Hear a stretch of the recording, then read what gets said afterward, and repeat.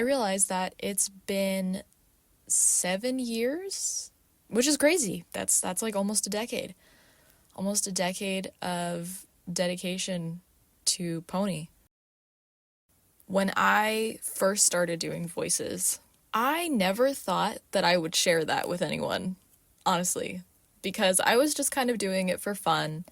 And, I did my impressions for my mom. I would like memorize entire episodes and do all the characters. And once I discovered Audacity, I recorded myself and I wanted to get better at doing the voices. I don't know what made me decide at 10 years old that I wanted to sound like ponies. I had no idea that I would dedicate 7 years of my life to this, or that I would end up sharing any of it. Actually, I've never told this story. The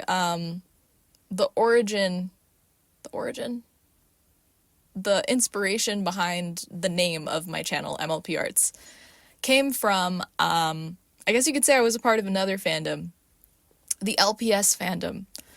And I wasn't creating content for that, but I did play with my LPS, and I watched LPS tubers.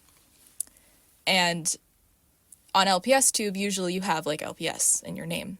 LPS Emily, LPS. So at the time, I don't know if I just didn't use the right search terms or what, but I tried to search for MLP content and I couldn't find any. So I was like, I wanted to make MLP content the way that people make LPS content, except not necessarily playing with my toys, more like voice impressions. So that's where MLP Arts came from. I was kind of mimicking the LPS tube format. And then Arts, that came from just how much the show inspired me to pursue multiple forms of art, I guess you could say. So trying the voices, that was my first time doing voice impressions. I started drawing during that time because I wanted to draw the ponies. I think I started playing the keyboard and learning their songs. That show got me into so many things.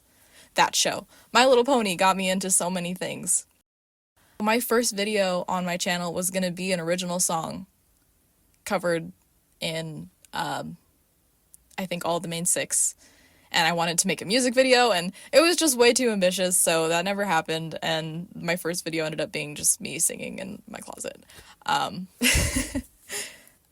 I didn't think that anyone would watch, besides, family and friends and whoever I tell, because I didn't understand how the algorithm works and, how people find your content when you're just starting out and you have no subscribers.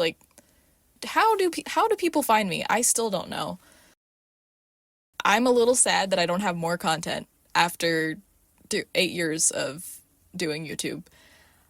I think most of it is probably on other channels, more collaborations.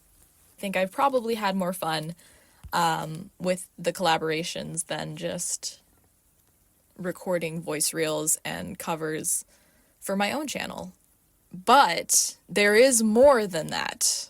There's a lot more than that. I have thousands of recordings on my phone. I have thousands of recordings on my computer, and also all those ideas for songs and episodes that I have never shared.